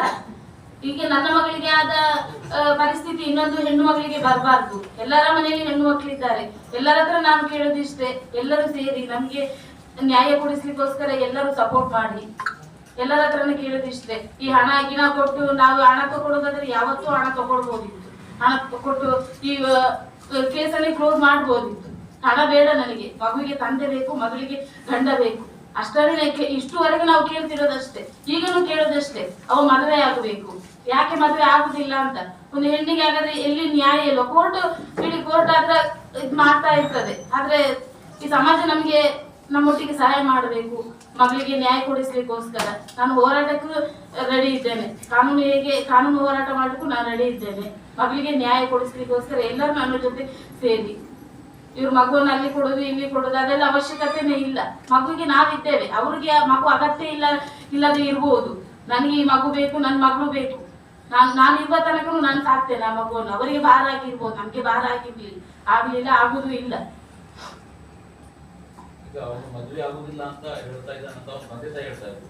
ಅವನು ಯಾವತ್ತಾದ್ರು ಬಂದ್ರೆ ಮೆದುಳು ನಾನು ಆಗುದಿಲ್ಲ, ಅವ್ನು ಬಂದು ಕುತ್ಕೊಳ್ಬೇಕಲ್ಲ ಸರ್. ಈಗ ಇಷ್ಟು 3 ತಿಂಗಳು ಮೀಟಿಂಗ್ ಮಾಡಿದ್ರಲ್ಲ, ಬಂದು ಕುತ್ಕೊಳ್ಳಿ ಅಲ್ಲವ. ಯಾಕೆ ಬರುದಿಲ್ಲವ? ಬರುದೇ ಇಲ್ಲ. ಅವ್ರ ತಂದೆ ತಾಯಿ ಕರ್ಕೊಂಡೇ ಬರುದಿಲ್ಲ ಅವನನ್ನು. ತಂದೆ ತಾಯಿ ಬರ್ಲಿಲ್ಲ, ತಂದೆ ಬಂದು ಇಲ್ಲ ಮಗು ಒಪ್ಪುದಿಲ್ಲ ಅಂತ ಹೇಳ್ತಾರೆ. 3 ತಿಂಗಳಿಂದ ನಾನು ಆಗುದಿಲ್ಲ. ಯಾಕೆ ತಂದೆಗೆ ಮಗನನ್ನು ಬಗ್ಗಿಸ್ಲಿಕ್ಕೆ ಆಗುದಿಲ್ವಾ? ಮಾಡಿದನಲ್ಲ, ತಪ್ಪು ಮಾಡಿದನಲ್ಲ. ಈಗ ತಪ್ಪು ಮಾಡಿದ ಅವನನ್ನೇ ಅವರು ಹಿಡ್ಕೊಂಡು ಇದ್ ಮಾಡ್ತಿದ್ದಾರಲ್ಲ. ಹಾಗಾದ್ರೆ ನನ್ನ ಮಗಳಿಗೆ ನ್ಯಾಯ ಇಲ್ವಾ? ಮಾಡ್ಲಿಕ್ಕೆ ಒಟ್ಟಿಗೆ ಅಲ್ವಾ ಸೇರ್ಕೊಂಡದವರು? ಪರ್ಮಿಷನ್ ತಗೊಂಡೇ ಅಲ್ವಾ ಬಂದದ್ದು? ಈಗ ಮಗು ಬೇಡ ಅಂತ ಹೇಳಿದ್ರೆ ಅದಕ್ಕೆ ಅರ್ಥ ಉಂಟಾ? ಈಗ ಅವ್ರದ್ದು ಜಾಮೀನು ಕ್ಯಾನ್ಸಲ್ ಮಾಡಿದ ಪ್ರೊಸೀಜರ್ ಅಂತ ಈಗ ಒಮ್ಮೆಗೆ ಅವರಿಗೆ ಜಾಮೀನು ಸಿಕ್ಕಿದೆ, ಈಗ ಮತ್ತೆ ಕ್ಯಾನ್ಸಲ್ ಮಾಡಿಸ್ಲಿಕ್ಕೆ ಅಂತ ಹೇಳಿ ಎಲ್ಲದು ಪ್ರೊಸೀಜರ್ ಇದೆ. ಈಗ ಅವನು ಬೇಲ್ ಮೇಲೆ ಬಂದಿದ್ದು, is come on bail. So bail rejection ಮಾಡ್ಲಿಕ್ಕೆ ತುಂಬಾ ಅವಕಾಶಗಳಿದೆ. ಅದಕ್ಕೆ ಪೂರಕವಾದ ಡಾಕ್ಯುಮೆಂಟ್ಸ್ ನಾವು ಅಲ್ಲಿ ಸಬ್ಮಿಟ್ ಮಾಡಿದ್ರೆ ಆಟೋಮ್ಯಾಟಿಕ್ ಆಗಿ ಅವನ ಬೇಲ್ ರಿಜೆಕ್ಟ್ ಆಗ್ತದೆ. ಇಲ್ಲಿವರೆಗೆ ನಾವು ಯಾಕೆ ಇಮಿಡಿಯೇಟ್ ಆಗಿ ಆಗ್ತಾ ಇತ್ತು, ಬಟ್ ಇಲ್ಲಿವರೆಗೆ ನಾವು ಯಾಕೆ ಸುಮ್ಮನೆ ಇದ್ದಿದ್ದು ಅಂದ್ರೆ ಒಂದೊಂದ್ಸಲ ಈ ನೀಡ್ಸ್ ಟೈಮ್. ಅವ್ನು ಜೈಲಿಂದ ಬಂದಿದ್ದಾನೆ, ಅವನಿಗೂ ಸ್ವಲ್ಪ ಅರ್ಥ ಮಾಡ್ಲಿಕ್ಕೆ ಸ್ವಲ್ಪ ಟೈಮ್ ಬೇಕು. ಬಟ್ ನನ್ಗೆ ತಿಳಿದಾಗೆ ಇದೆಲ್ಲ ಆಗ್ಲಿಕ್ಕೆ ಮೂಲ ಕಾರಣ ಅವನಮ್ಮನಿಗೆ ಇಷ್ಟ ಇಲ್ಲ ಮದ್ವೆ ಆಗೋದು. ಅವನ ತಂದೆ ಅವನು ಯಾರು ಓಕೆ, ಬಟ್ ಅಮ್ಮ ಮೇಜರ್. ಈಗ ಇಷ್ಟೆಲ್ಲ ನಾವು ಮಾತಾಡ್ತೇವೆ, ಒಂದು ದಿನ ಪ್ರತಿಕ್ರಿಯೆ ಕೊಟ್ಟಿದ್ದಾನೆ. ಇನ್ನೊಂದು ವಿಚಾರ ನಾನು ಇಲ್ಲಿ ಹೇಳಲಿಕ್ಕೆ ಇಚ್ಛಿಸ್ತೇನೆ. ನನಗೆ ಅರುಣ್ ಪುತ್ತಿಲ ಮೇಲೆ ತುಂಬಾ ಗೌರವ ಇದೆ. ಪುತ್ತೂರಲ್ಲಿ ಅವರಿಗೆ ಆದ ಒಂದು ಸ್ಥಾನಮಾನ ಇದೆ. ಮೊನ್ನೆ ಅವರು ಶ್ರೀನಿವಾಸ ಕಲ್ಯಾಣೋತ್ಸವ ಅಂತ ಮಾಡಿದ್ರು. ದೇವರಿಗೆ ಮದುವೆ ಮಾಡಿಸುವ ಅಗತ್ಯ ಅವರಿಗಿಲ್ಲ. ದೇವರು ಆಲ್ರೆಡಿ ಮದುವೆ ಆಗಿದ್ದಾರೆ. ದೇವರನ್ನು ಮದುವೆ ಮಾಡುವ ತಾಕತ್ತು ಯಾರಿಗೂ ಇಲ್ಲ ಈ ಜಗತ್ತಲ್ಲಿ, ಭೂಮಿಯಲ್ಲಿ. ಈ ಹುಡುಗಿಗೆ ಮದುವೆ ಮಾಡುವ ತಾಕತ್ತು ಅವ್ರಿಗಿರ್ಬೇಕು. ನೋಡಿ, ದೇವರಿಗಿಂತ ಮೇಲಲ್ಲ. ಅವರು ಮನಸ್ಸು ಮಾಡಿದ್ರೆ ಪುತ್ತೂರಲ್ಲಿ ಅವನಿಗೆ ಮದುವೆ ಮಾಡಿಸೋದು ಒಂದು ದೊಡ್ಡ ಸಂಗತಿ ಅಲ್ಲ. ಮತ್ತೆ ಸಂಸಾರ ಸರಿ ಹೋಗುದಿಲ್ವಾ? ತೊಂದರೆ ಇಲ್ಲ. ಈ ಮೂಲಕ ನಾನು ಅವರಿಗೂ ರಿಕ್ವೆಸ್ಟ್ ಮಾಡ್ತಾ ಇದ್ದೇನೆ, ಶ್ರೀನಿವಾಸ ಕಲ್ಯಾಣ ಮಹೋತ್ಸವ ನೀವು ಮಾಡೋ ಅಗತ್ಯವೇ ಇಲ್ಲ. ನಿಮ್ಮ ಊರಲ್ಲಿ ಒಂದು ಹುಡುಗಿಗೆ ಅನ್ಯಾಯ ಆಗಿದೆ, ಅದು ಒಂದು ಹಿಂದೂ ಹೆಣ್ಣು ಮಗಳಿಗೆ, ಅವಳಿಗೆ ನ್ಯಾಯ ಕೊಡಿಸಿ. ಅವನ ಬೇಲು 100% ಕ್ಯಾನ್ಸಲ್ ಆಗ್ತದೆ. ಅವನು ಮತ್ತೆ ಒಳಗೆ ಹೋಗ್ತಾನೆ. ಅಲ್ಲ ಮೇಡಮ್, ಈಗ ಬೈಲ್ ಕ್ಯಾನ್ಸಲ್ ಮಾಡಿದ್ರೆ ನಿಮ್ಮ ಉದ್ದೇಶ ಆಗಿ ಹೇಗೆ ಇದಾಗ್ತದೆ? ನೋಡಿ ಅಣ್ಣ, ನಾವು ಈಗ ಅವ್ರ ಹತ್ರ ಇಷ್ಟು ಟೈಮ್ ವೇಟ್ ಮಾಡಿದ್ವಿ. ಈಗ ಒಂದು ಮದುವೆ ಆಗುದಿಲ್ಲ ಅಂತ ಆದ್ಮೇಲೆ ಕೋರ್ಟ್ ಡಿಸೈಡ್ ಮಾಡ್ತದೆ. ಕೋರ್ಟ್ ಅವನ ಹತ್ರ ಕೇಳ್ತದೆ, ನೀನು ಮದುವೆ ಆಗ್ತೀಯಾ ಜೈಲಿಗೆ ಹೋಗ್ತೀಯ ಅಂತ. ಆಗ ಅವನು ಡಿಸೈಡ್ ಮಾಡ್ಬೇಕು, ಅವ್ನು ಜೈಲಿಗೆ ಹೋಗ್ತಾನ ಕೋರ್ಟಿಗೆ ಹೋಗ್ತಾನ. ಅಪ್ಪ ಹೇಳ್ತಾರಂದ್ರೆ ಅವ್ನು ಜೈಲಿಗೆ ಹೋಗ್ಲಿಕ್ಕೂ ರೆಡಿ ಇದ್ದಾನೆ, ಮದುವೆ ಆಗ್ಲಿಕ್ಕೆ ರೆಡಿ ಇಲ್ಲ ಅಂತ. ಹಾಗಾದ್ರೆ ಅವ್ನು ಈ ಹೆಣ್ಣು ಮಗಳನ್ನು ಇಷ್ಟು ಮುಂದುವರಿಸಲಿಕ್ಕೆ ಅವನಿಗೆ ಅಗತ್ಯ ಏನಿತ್ತು? ಮತ್ತೆ ಪ್ರತಿಯೊಂದು ಮಾತನ್ನು ದುಡ್ಡಲ್ಲಿ ಅವ್ರು ತುಲನೆ ಮಾಡ್ತಾ ಇದ್ದಾರೆ. ಅಂದ್ರೆ ದುಡ್ಡು, ಬಡವರಿಗೆ ದುಡ್ಡು ಕೊಟ್ಟ ಕೂಡಲೇ ಎಲ್ಲ ಆಗ್ತದೆ. ಇದು ಬಿಹಾರ ಅಲ್ಲ, ಇದು ದಕ್ಷಿಣ ಕನ್ನಡ ಜಿಲ್ಲೆ. ಬಿಹಾರದಲ್ಲಿ ಸಾಹುಕಾರರು ಹೀಗೆ ಕೆಲಸದವ್ರು ಬಂದವರನ್ನೆಲ್ಲ ಹೊಟ್ಟೆ ಮಾಡಿ ಅವರಿಗೆಲ್ಲ ಮಾಡ್ತಾರೆ, ಹೊಡೆದು ಸಾಯಿಸ್ತಾರೆ. ಇದು ದಕ್ಷಿಣ ಕನ್ನಡ ಜಿಲ್ಲೆ, ಇಲ್ಲಿ ಅಷ್ಟು ಸುಲಭ ಇಲ್ಲ. ಜನ ಎಲ್ಲ ಬುದ್ಧಿವಂತರಿದ್ದಾರೆ. ಈಗ ನಾವು ಹೋರಾಟಕ್ಕೆ ಇಳಿಲಿಲ್ಲ, ಅದಕ್ಕೆ ಜನ ಬೀದಿಗೆ ಬರಲಿಲ್ಲ. ನಾಲ್ಕು ಗೊತ್ತಾಗ್ತದೆ ನಿಮ್ಗೆ ಎಷ್ಟು ಜನ ಬೀದಿಗೆ ಬರ್ತಾರೆ ಅಂತ. ಯಾರ್ಯಾರನ್ನು ಇವ್ರು ಬರಬೇಡಿ ಅಂತ ಹೇಳ್ತಾರೆ. ಮತ್ತೆ ಸೈಕಲ್ ಬ್ಯಾಲೆನ್ಸ್ ಮಾಡುವ ಅಗತ್ಯ ನನಗಂತೂ ಇಲ್ಲ, ಇವರಿಗೂ ಇಲ್ಲ. ಯಾಕಂದ್ರೆ ಮಗಳ ಜೀವನ ಹಾಳಾಗಿ ಆಗಿದೆ, ಇನ್ನೇನಾಗ್ಬೇಕು?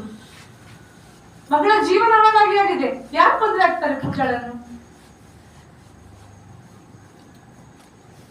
ಅಟ್ಲೀಸ್ಟ್ ಗಂಡ ಆಗಿ ಒಂದು ದಿನಕ್ಕಾದ್ರೂ ತೊಂದ್ರೆ, ಗಂಡ ಆಗಿರ್ತಾನಲ್ಲವ. ಅಟ್ಲೀಸ್ಟ್ ಗಂಡ ಆದ ಮೇಲೆ ಸಂಸಾರ ಒಟ್ಟು ಹೋಗ್ಲಿಲ್ಲ, ಕೋರ್ಟಲ್ಲಿ ಅದಕ್ಕೂ ಅವಕಾಶಗಳಿದೆ. ಇದನ್ನಾದ್ರೂ ಇಲ್ಲಿ ಎಲ್ಲ ತಿಳಿದವರು ತುಂಬಾ ಇದ್ದಾರೆ, ಹಿಂದುತ್ವದ ಲೀಡರ್ಗಳು. ಅವ್ರು ಹೇಳ್ಬೋದಲ್ಲ ಅವರಿಗೆ. ಸದ್ಯಕ್ಕೆ ಸಮಾಜ ನೋಡ್ತಾ ಇದೆ, ಇದೊಂದು ಎಕ್ಸಾಂಪಲ್. ಹಾಗಾದ್ರೆ ದುಡ್ಡಿದ್ದ ಮಕ್ಕಳು ಯಾರು ಸಹ ಯಾರನ್ನು ಕರ್ಕೊಂಡು ಹೋಗಿ ಗರ್ಭಿಣಿ ಮಾಡಿ ಒಂದು ಮಗು ಕೈಯಲ್ಲಿ ಕೊಟ್ಟು 10,000, 8 ಲಕ್ಷ, 50 ಲಕ್ಷ ಕೊಟ್ರೆ ಮ್ಯಾಟರ್ ಸಾಲ್ವ್. ಹಾಗೆ ತುಂಬಾ ದುಡ್ಡಿದ್ದವರು ಇದ್ದಾರೆ, ಕೋಟಿಯಲ್ಲಿ ಇದ್ದಾರೆ. 10 ಹುಡುಗಿಯರು ಹೀಗೆ ತಂದು ಮಾಡಿದ್ರೆ ಆಗ್ತದ? ಮತ್ತೆ ಹೇಳ್ತಾರೆ ಮುಸಲ್ಮಾನರ ಹೆಲ್ಪ್ ತಗೊಳ್ಬೇಡಿ, ನೀವು ಅವರನ್ನು ಯಾಕೆ ಕಟ್ಟದ್ದು? ಮುಸಲ್ಮಾನರು ಈ ಪ್ರತಿಭಟನೆಗೆ ಬಂದದಕ್ಕೆ, ನೀವು ಅವರೊಟ್ಟಿಗೆ ಪ್ರತಿಭಟನೆಗೆ ಕೂತ್ಕೊಂಡಕ್ಕೆ ನಾವು ಹಿಂದೂ ಸಮಾಜದ ಈ ಹೇಳ್ತಾರೆ ಸಮಾಜದವರು ನಿಮ್ಮೊಟ್ಟಿಗೆ ಬರುವುದಿಲ್ಲ ಅಂತ. ಇವರಿಗೆ ನಾಚಿಕೆ ಆಗಬೇಕು. ಇವರು ಬರ್ಲಿಲ್ಲ ಅಂತ ಹೇಳಿ ಇವರು ಮುಸಲ್ಮಾನರ ಹತ್ರ ಹೋಗಿದ್ದಲ್ಲ. ನಾನು ಈ ಮೂಲಕ ಮುಸಲ್ಮಾನರಿಗೆ ಮತ್ತೆ ರಿಕ್ವೆಸ್ಟ್ ಮಾಡ್ತಾ ಇದ್ದೇನೆ, ಪ್ಲೀಸ್ ಬನ್ನಿ, ನಮ್ಗೆ ಹೆಲ್ಪ್ ಮಾಡಿ. ನಮ್ಮ ಸಮಾಜದಲ್ಲಿ ಯಾರು ನಮ್ಗೆ ಹೆಲ್ಪ್ ಮಾಡುವವರು ಇಲ್ಲ, ಯಾರು ಇದ್ರ ಬಗ್ಗೆ ಮಾತಾಡಿದವರು ಇಲ್ಲ. ಇವತ್ತು ನಾನು ಹೇಳ್ತಾ ಇದ್ದೇನೆ, ಮಾತಾಡಿದವರು ಇಲ್ಲ, ಯಾರು ಇಲ್ಲ ಅಂತ. ಯಾರು ಇದ್ದೀರಿ ಬಂದು ಪ್ರೆಸ್ ಮಾಡಿ, ನಾವಿದ್ದೇವೆ, ನಾವು ಇದು ಹೆಲ್ಪ್ ಮಾಡಿದ್ದೇವೆ, ನಾವು ಈ ರೀತಿ ಸಹಾಯ ಮಾಡಿದ್ದೇವೆ ಅಂತ ಹೇಳಿ. ನೀವು ನಾಮಕರಣವನ್ನು ಕನ್ನಡಕದಲ್ಲಿ ಯಾಕೆ ಇಟ್ಕೊಂಡದಂದ್ರೆ ಕಲ್ಲಡ್ಕ ಪ್ರಭಾಕರ್ ಭಟ್ರು ಪ್ರತಿ ಸಲ ಹೇಳ್ತಾರೆ ಹಿಂದೂಗಳಿಗೆ ಮಕ್ಕಳು ಮಾಡಿ ತುಂಬಾ ಮಕ್ಕಳು ಮಾಡಿ, ಮುಸಲ್ಮಾನರಿಂದ ಜಾಸ್ತಿ ಮಕ್ಕಳು ಮಾಡಿ ಅಂತ. ಅವ್ರು ಹೇಳಿಲ್ಲ ಮದುವೆ ಆದ ಮೇಲೆ ಮಕ್ಕಳು ಮಾಡಿ ಅಂತ ಹೇಳಿಲ್ಲ. ಕೃಷ್ಣರಾವ್ ಅವನದೇ ಒಂದು ಶಿಷ್ಯ ಅಲ್ಲ, ಅದನ್ನು ಅವನು ಪರಿಪಾಲನೆ ಮಾಡಿದ್ದಾನೆ. ಪರಿಪಾಲನೆ ಮಾಡಿ ಈಗ ಮಕ್ಕಳು ಮಾಡಿದ್ದಾನೆ. ಕಲ್ಲಡ್ಕದಲ್ಲಿ ನಾನು ಇನ್ನೊಂದು ಪ್ರೆಸ್ ಕರೆದು ನಿಮಗೆ ಟೈಮ್, ಡೇಟ್, ವೆನ್ಯೂ ಎಲ್ಲ ಹೇಳ್ತೇನೆ. 24th ನಾನು ಇಟ್ಕೊಂಡಿದ್ದೇನೆ. ಈಗ ಕಲ್ಲಡ್ಕ ಪ್ರಭಾಕರ್ ಭಟ್ರು ಜವಾಬ್ದಾರಿ ತಕೊಳ್ಬೇಕು. ಹಿಂದೂ ಹೆಣ್ಣು ಮಗಳು, ಅದು ಬೇರೆ ಧರ್ಮದಲ್ಲ, ಬೇರೆ ಧರ್ಮದ ಹೆಣ್ಣು ಮಗಳಲ್ಲ. ಹಿಂದೂ ಹೆಣ್ಣು ಮಗಳಿಗೆ ಅನ್ಯಾಯ ಆಗಿದೆ. ಅವರದೇ ಶಿಷ್ಯನಿಂದ ಕರೆಸಿ ಬುದ್ಧಿ ಹೇಳಿ ಒಂದು ಮದುವೆ ಆದ ಮಾರೆ ಅಂತ ಹೇಳ್ಬೋದಲ್ಲ. ಅದು ದೊಡ್ಡ ವಿಷಯವಾ? ಅಷ್ಟೊಂದು ದೊಡ್ಡ ಲೀಡರ್ ಅವರು. ಒಂದು ಹುಡುಗರನ್ನು ಸರಿ ಮಾಡ್ಲಿಕ್ಕೆ ಆಗುದಿಲ್ಲ ಅಂದ್ರೆ ಯಾವ ಹಿಂದೂ ಸಮಾಜವನ್ನು ಸರಿ ಮಾಡುವರು? ಇವರಿಗೆಲ್ಲ ಯೋಗ್ಯತೆ ಇದರಲ್ಲಿ ಗೊತ್ತಾಗ್ತದೆ. ಇವರು ಬರೀ ಭಾಷೆ ಹೇಳ್ಕೊಂಡು ಈ ಬ್ಯಾಕ್ವರ್ಡ್ ಹುಡುಗರೆಲ್ಲ ಇರ್ತಾರಲ್ಲ, ಅವ್ರ ತಲೆ ಹಾಳು ಮಾಡ್ಕೊಂಡು ಅವ್ರನ್ನ ಜೈಲಿಗೆ ಕಳಿಸೋದು ಮಾತ್ರ ಕೆಲಸ. ಎಲೆಕ್ಷನ್ ಟೈಮ್ ಅಲ್ಲಿ ಅವರನ್ನು ಇವರು ಕೊಳ್ಳುದು, ಇವರನ್ನು ಅವ್ರು ಕೊಳ್ಳುದು. ಈ ಪ್ರೆಸೆಂಟ್ ಕಮಿಷನರ್ ಬಂದ ಮೇಲೆ ಎಲ್ಲ ಸರಿಯಾಗಿದೆ. ಈಗ ಫಸ್ಟಿಗೆ ಲೀಡರ್ಸ್ ಗಳನ್ನ ತೆಗೆದು ಒಳಗಾಕ್ಬೇಕು. ಈಗ ಅದನ್ನು ಮಾಡ್ತಾ ಇದ್ದಾರೆ ಅವರು. ಅವರ ಮೇಲೆ ಕೇಸ್ ಆಗ್ತಾ ಇದೆ, ಹಾಗಾಗಿ ಮುಚ್ಕೊಂಡಿದ್ದಾರೆ.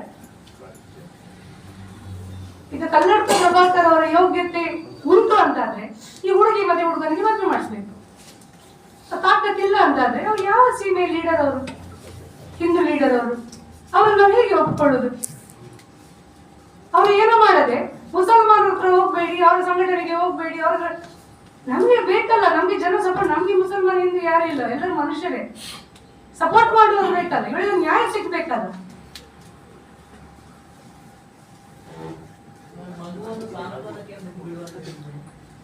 ಅವರೇ ಕೃಷ್ಣ ಜಯರಾವ್ ಮತ್ತೆ ಅವರ ಕುಟುಂಬಸ್ಥರು ಇಲ್ಲ ಅಂತ ಹೇಳಿದ್ರೆ ಅವ್ರು ಬಂದು ಪ್ರೆಸ್ ಮಾಡ್ಬೇಕು, ಇಲ್ಲ ಇದೆಲ್ಲ ಇವ್ರು ಹೇಳಿದ್ರು ಸುಳ್ಳು, ಕತೆ ಕಟ್ತಾ ಇದ್ದಾರೆ ಅಂತ. ನನ್ನ ಮೊಬೈಲ್ ಅಲ್ಲಿ ರೆಕಾರ್ಡ್ ಇದೆ, ಅದು ನೆಕ್ಸ್ಟ್ ರೌಂಡ್ ಅಲ್ಲಿ ರಿಲೀಸ್ ಮಾಡ್ತೇನೆ. ಒಂದೇ ದಿನ ಪಿಕ್ಚರ್ ನೋಡ್ಬಾರ್ದು, ಸ್ವಲ್ಪ ಸ್ವಲ್ಪ ಸೀರಿಯಲ್ ಇದು ಸ್ವಲ್ಪ ಸ್ವಲ್ಪ ನೋಡ್ಬೇಕು. ಒಂದೇ ದಿನ ಪಿಕ್ಚರ್ ನೋಡಿದ್ರೆ ಮಜಾ ಇಲ್ಲ. ತುಂಬಾ ಪಿಕ್ಚರ್ ನನ್ನ ಮೊಬೈಲ್ ಒಳಗೆ ಇದೆ, ಒಂದೊಂದಾಗಿ ರಿಲೀಸ್ ಮಾಡ್ತಾ ಹೋಗ್ತೇನೆ. ಸೀರಿಯಲ್ ಇವತ್ತು ಶುರು ಆಗಿದೆ ಮತ್ತೆ.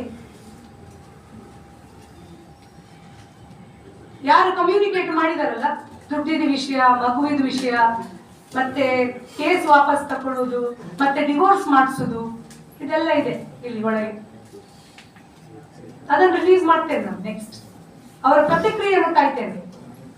ಅವ್ರ ಪ್ರತಿಕ್ರಿಯೆ ಕೊಡೋದಿಲ್ಲ, ಮಾನ ಮರ್ಯಾದೆ ಕೆಟ್ಟವರಲ್ಲ, ಹಾಗೆ ಅವ್ರ ಪ್ರತಿಕ್ರಿಯೆ ಮಾಡೋದಿಲ್ಲ.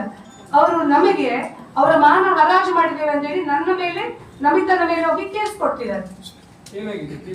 ಏನಿಲ್ಲ, ನನ್ನನ್ನು ಕರೀಲೇ ಇಲ್ಲ, ನಮಿತ ಮಾಡೋರಲ್ಲ ಪಾಪ, ಅವ್ರ ಹತ್ರ ಏನಿದೆ, ಯಾರ ಬೆಂಬಲನಿಲ್ಲ ಏನಿಲ್ಲ. ಅವರನ್ನು ಕರೆಸಿದ್ದಾರೆ ಸ್ಟೇಷನ್ ಅಲ್ಲಿ, ಕರೆಸಿ ಏನು ಹೇಳಿಲ್ಲ ಪಾಪ ಅವರು ಸಹ. ಈ ರೀತಿ ನಿಮ್ಮ ಮೇಲೆ ಕೇಸ್ ಆಗಿದೆ, ಜಸ್ಟ್ ಇಲ್ಲಿ ಒಂದು ಸೈನ್ ಹಾಕಿ, ಅದು ಫಾರ್ಮಾಲಿಟಿ ಇರ್ತದಲ್ಲ ಪೊಲೀಸ್ ಸ್ಟೇಷನ್ ಅಲ್ಲಿ, ಅದನ್ನು ನಮಿತನ ಹತ್ರ ಮಾಡಿಸಿದ್ದಾರೆ, ನನ್ನ ಹತ್ರ ಮಾಡ್ಲಿಲ್ಲ. ಅವನಮ್ಮ ಕೊಟ್ಟದಂತೆ, ಅವರ ಮರ್ಯಾದೆ ಹರಾಜೆ, ಮರ್ಯಾದೆ ಇವರೇ ತೆಗೆಯುವುದು ಇವರಿಗೆ ಮರ್ಯಾದೆ ಇರ್ತಾ ಇತ್ತು ಮಗನನ್ನು ತಂದು ಮದುವೆ ಮಾಡಿಸಿದ್ರೆ. ಮತ್ತೆ ನಮ್ಮ ಬಾಯಿ ಮುಚ್ಚಲಿಕ್ಕೆ, ನನ್ನ ಬಾಯಿ ಅಂತೂ ಮುಚ್ಚಲಿಕ್ಕೆ ಸಾಧ್ಯವೇ ಇಲ್ಲ ಇವರತ್ರ, ಖಂಡಿತ ಸಾಧ್ಯ ಇಲ್ಲ. ನಮಿತನ ಬಾಯಿ ಮುಚ್ಚಲಿಕ್ಕೆ ಸಹ ಸಾಧ್ಯ ಇಲ್ಲ. ಇನ್ನು ನಾವು ಯಾರ ಮಾತನ್ನು ಕೇಳುವುದಿಲ್ಲ, ಕಾನೂನಾತ್ಮಕವಾಗಿ ಏನಾಗ್ಬೇಕದು ಆಗ್ತದೆ. ಮ್ಯಾಕ್ಸಿಮಮ್ ಏನು ಸ್ಟೇಟ್ ಆಗ್ಬೋದಲ್ಲ, ನನ್ನಂತ ಇನ್ನೂ 10 ಜನ ಹುಡ್ತಾರೆ ಈ ಜಿಲ್ಲೆಯಲ್ಲಿ ಮಾತಾಡ್ಲಿಕ್ಕೆ ಇವಳ ಪರವಾಗಿ ರೆಡಿ ಇದ್ದಾರೆ. ಈಗ ಬೇಡ ಅಂತ ಕೂತ್ಕೊಂಡದ್ದು, ಯಾಕೆಂದ್ರೆ 2 ಫ್ಯಾಮಿಲಿ ಮಧ್ಯೆ ನಾವು ಮಾತಾಡಿ, ಮತ್ತೆ ಇದರಲ್ಲಿ ಯಾವ ಪೊಲಿಟಿಕಲ್ ಬೇಳೆ ಬೇಯಿಸ್ಕೊಳ್ಳಿಕ್ಕೂ ಇಲ್ಲ, ಏನೂ ಇಲ್ಲ. ಅವಳಿಗೆ ನ್ಯಾಯ ಸಿಗ್ಬೇಕಷ್ಟೇ. ಈಗ ಮದುವೆಯಾಗಿ 1 ದಿನ ಇದ್ರೆ ಸಾಕು ಅಂತ ನೀವು ಹೇಳ್ತೀರಲ್ಲ, ಹಾಗೆ ನೀವು ಒಪ್ಕೊಳ್ತೀರಾ? ನೋಡಿ, ಒಂದು ಹೆಣ್ಣು ಮಗಳಿಗೆ ಮದುವೆ ಅನ್ನೋದು ತುಂಬಾ ಇಂಪಾರ್ಟೆಂಟ್ ಆಗಿರ್ತದೆ. ಈಗ ಇವಳಿಗೆ ಮದುವೆ ಆಗ್ಲಿಲ್ಲ, ಮಗು ಇದೆ, ನೆಕ್ಸ್ಟ್ ಇವಳು ಮದುವೆ ಆದ್ಲು ಅಂತ ಅನ್ಕೊಳ್ಳಿ, ಯಾರೋ ಬಂದು ಇವಳನ್ನು ಮದುವೆ ಆದ್ಲು, ಇವಳಿಗೆ ಒಂದು ಬಾಳ್ವೆ ಕೊಟ್ರು ಅಂತ ಅನ್ಕೊಳ್ಳಿ. ಆವಾಗ ಇವನ್ ಬಂದು ಅಲ್ಲಿ ಮತ್ತೆ ಕಿರಿಕಿರಿ ಮಾಡ್ಕೊಂಡ್ರೆ, ಮದುವೆ ಅಂತ ಆಗ್ಬೇಕಲ್ಲ ಈ ಸಮಾಜದಲ್ಲಿ, ಮದುವೆ ಅನ್ನೋದೊಂದು ಆಗ್ಲೇಬೇಕು. To have a legal relation, to have a legal marriage, ಮದುವೆ ಅಂತ ಆಗ್ಬೇಕಲ್ವಾ?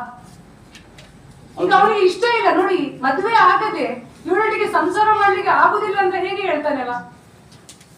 ಈಗ 7 ವರ್ಷ ಒಟ್ಟಿಗಿದ್ರು, 7-8 ವರ್ಷದಿಂದ ಫ್ರೆಂಡ್ಸ್ ಆಗಿದ್ರು, ಒಂದು ರಿಲೇಶನ್ಶಿಪ್ ಇದ್ರು. ಆ ವಿಶ್ವಾಸದಲ್ಲಿ ಈಗ 8 ವರ್ಷದಲ್ಲಿ ಅವನಿಗೆ ಗೊತ್ತಿದ್ದದಲ್ಲ ಪೂಜಾ ಹೇಗೆ ಅಂತ ಹೇಳಿ. ಈಗ ಇಷ್ಟು ದೊಡ್ಡ ಸ್ಟೆಪ್ ಅವರಿಗೆ ಬರ್ಬೇಕು ಅಂತಾದ್ರೆ ಅವರೊಳಗೆ ಆ ಅನ್ಯೋನ್ಯತೆ ಇದ್ದ ಕಾರಣ ಅವರು ಅಲ್ಲಿವರೆಗೆ ರೀಚ್ ಆಗಿದ್ದಾರೆ. ಈಗ ಮದುವೆ ಆದ ಮೇಲೆ ಮತ್ತೆ ಅವ್ರು ಡಿಸೈಡ್ ಮಾಡೋ ಮನಸ್ಸು ಚೇಂಜ್ ಆಗ್ಬೋದು, ಈಗ ನಾವು ಒಟ್ಟಿಗೆ ಬಾಳ್ವೆ ಮಾಡ್ಬೋದು ಅಂತ ಆಗ್ಬೋದು. ಇಮಿಡಿಯೇಟ್ ಏನು ಡಿವೋರ್ಸ್ ಆಗುದಿಲ್ಲಲ್ಲ. ಈಗ ಅವನಿಗೆ ಬೇಡ ಅಂತ ಆದ್ರು ಈಗ ಅವ್ರೇನ್ ಹೇಳ್ತಾ ಇರೋದು, ಮದ್ವೆ ಮಾಡಿ ಫಸ್ಟಿಗೆ ಮಗುವನ್ನು ಸಾಂತ್ವನ ಕೇಂದ್ರಕ್ಕೆ ಕೊಡ್ಬೇಕಂತೆ. ಯಾಕೆ? ನಮಿತಾ ಗಟ್ಟಿದ್ದಾರೆ, ಅವ್ರಿಗೆ ಒಂದು ಸಣ್ಣ ಮಗಳಿದ್ದಾಳೆ, ಆ ಮಗು ಒಟ್ಟಿಗೆ ಇವರನ್ನು ಸಾಕ್ಲಿಕ್ಕೆ ಏನು ಕಷ್ಟ ಇಲ್ಲ, ನಮಿತಾ ಸಾಕ್ತಾರೆ. ಅವರ ಮನೆಯ ಮಗುವನ್ನು ಅವ್ರು ಯಾರಿಗೆ ಸಾಂತ್ವನ ಕೇಂದ್ರಕ್ಕೆ ಯಾಕೆ ಕೊಡ್ತಾರೆ? 1 ಪಾಯಿಂಟ್. 2ನೇ ಪಾಯಿಂಟ್, ಮದುವೆ ಆಗ್ತಾನೆ ಅವ, ಮದುವೆ ಆಗುವ ಮೊದಲು ಅವನ ಮೇಲಿದ್ದ ಕೇಸನ್ನು ವಾಪಸ್ ತಕೊಳ್ಬೇಕಂತೆ. ಅದು ಕಾನೂನಲ್ಲಿ ಅದಕ್ಕೆ ಅವಕಾಶ ಇಲ್ಲ. ಇವಳು ವಾಪಸ್ ತಕೊಳ್ತಾಳ ಅಂತ ಆದ್ರೂ ಕಾನೂನಲ್ಲಿ ಅದಕ್ಕೆ ಅವಕಾಶ ಇಲ್ಲ. ಯಾಕೆಂದ್ರೆ ಇದು ಇಲ್ಲಿವರೆಗೆ ರೀಚ್ ಆಗಿದೆ ಈ ಕೇಸ್. ನೆಕ್ಸ್ಟ್ ಮದುವೆ ಆಗ್ತಾನೆ, ಮದುವೆ ಆದ ಮೇಲೆ ಇಮಿಡಿಯೇಟ್ ಡಿವೋರ್ಸ್ ತಕೊಳ್ತಾನಂತೆ, ಮತ್ತೆ ಅವನು 50 lakh rupees ಕಂಪನ್ಸೇಷನ್ ಕೊಡ್ತಾನಂತೆ. ಸೊ ಇದೆಲ್ಲ ಸಾಧ್ಯ ಉಂಟಾ? It is not possible. ಅವನು ಮದುವೆ ಆಗ್ಬೇಕು ಫಸ್ಟಿಗೆ, ಮತ್ತೆ ಅವನಿಗೆ ಎಷ್ಟೋ ಕೋರ್ಟಲ್ಲಿ ಅವನ ಕೇಸ್ ಅಂತೂ ವಾಪಸ್ ತಗೊಳ್ಳೋದಿಲ್ಲ. ಎಷ್ಟೋ ವರ್ಷಗಳ ನಂತರ ಅವನು 1 ವರ್ಷನೋ 2 ವರ್ಷನೋ ಕೋರ್ಟ್ ನೋಡ್ತದೆ, ಅವರಿಗೆ ಸಂಸಾರ ಮಾಡಲಿಕ್ಕೆ ಆಗೋದಿಲ್ಲ ಅಂತಾದಾಗ ಆಟೋಮ್ಯಾಟಿಕ್ಲಿ ಅವರಿಗೆ ಡಿವೋರ್ಸ್ ಪ್ರೊಸೀಜರ್ಸ್ಗೆ ಹೋಗುವ ಅವಕಾಶಗಳು ಇರ್ತದೆ.